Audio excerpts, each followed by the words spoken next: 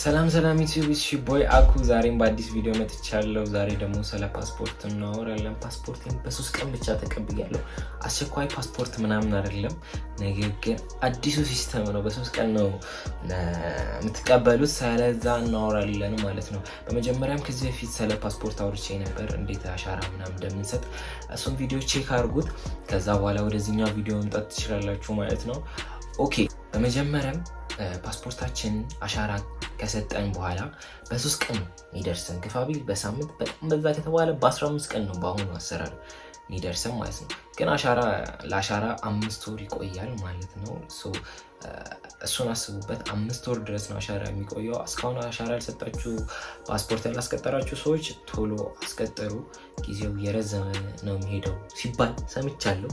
እና አሻራችሁን እንትን በሉ፣ አሻራ ለመስጠት ቀጠሮ አስይዙ ማለት ነው። አሻራ ካስቀጠረን በኋላ እኔ በ3ኛው ቀን ቴክስት ገባልኝ ማለት ነው። እዚህ ጋር እንደምታዩት ኢሚግሬሽን ማለት ነው።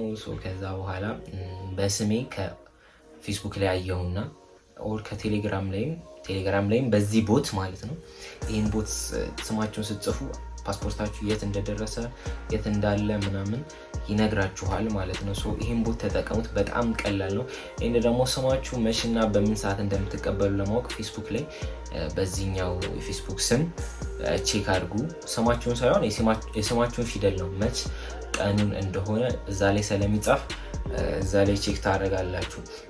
ይህን እርግጠኛ ከሆናችሁ ፓስፖርታችሁ ከደረሰ ቴሌግራም ላይ እንኳን ደስ አላችሁ ፓስፖርታችሁ መጥቷል ብሎ ስማችሁን ስታስገቡ ከጻፈላችሁ ማለት ነው። ልክ እንደዚህ ማድረግ የሚገባችሁ ፓስፖርታችሁን ለመቀበል ፓስፖርት ስታስቀጥሩ ፕሪንት ያስደረጋችሁትን ወረቀት፣ አንድ ወረቀት እና የቀበሌ መታወቂያ እንዲሁም ብር ይዛችሁ ወደ ተቀጠራችሁበት ኢሚግሬሽን መሄድ ነው። እኔ የሄድኩት አደይ አበባ ነበር፣ ሳሪስ።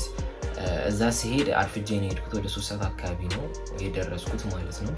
እና ሲሄድ በጣም ብዙ ሰው ነበር። ተራይ ሊደርሰኝ አልቻለም። ከኔም በኋላ በጣም ብዙ ከ200-300 ሰው በላይ በኤ ፊደል ስሜ በኤ ነው ጀምረው እና በኤ ፊደል መጥቶ ከኋላ ተቀምጠው ነበር። እናንተም ማድረግ የሚገባችሁ በጣም በጊዜ መሄድ ነው ያለባችሁ።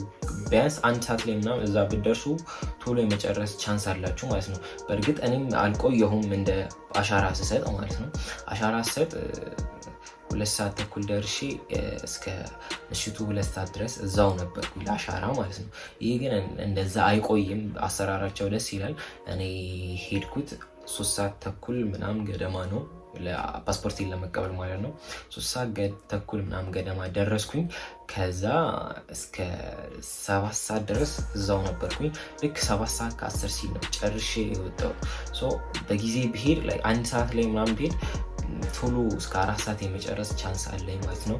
እናንተም በጊዜ መሄድ አለባችሁ ማለት ነው። ሌላው የሚያስፈልጋችሁ ነገር ስትሄዱ ምንም አይደለም፣ ፕሪንት አስደረጋችሁ ፔፐራችሁን ሂዱ።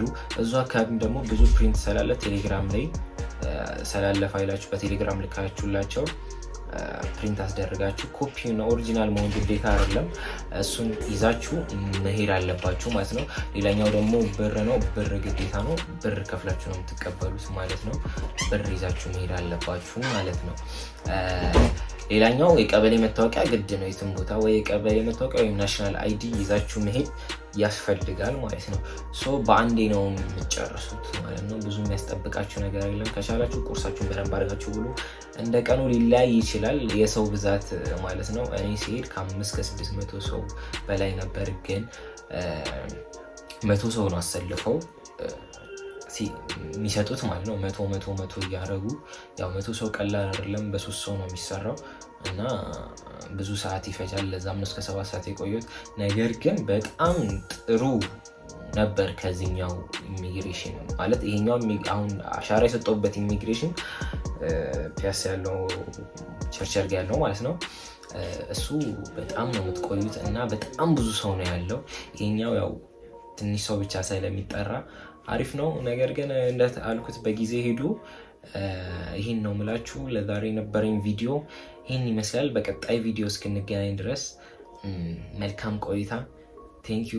ላይክ፣ ሼር፣ ሰብስክራይብ ማድረጋችሁ እንዳረሱ። አመሰግናለሁ።